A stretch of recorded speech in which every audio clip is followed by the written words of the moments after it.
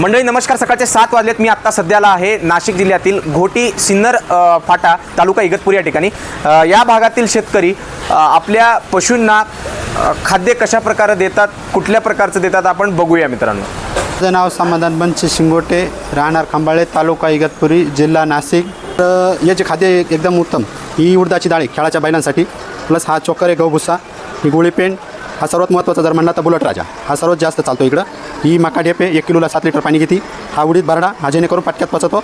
ही कपाशी, कुट्टी आपली ऊसाची कुट्टी सायगाव ऊस. मका डेपी 1 किलो एक जनावरला गेली पाहिजे दुधाच्या. त्याच्यानंतर हा बुलट राजा खेळाच्या बैलांना आहे ना फक्त जमतेम 1 किलो गेला पाहिजे.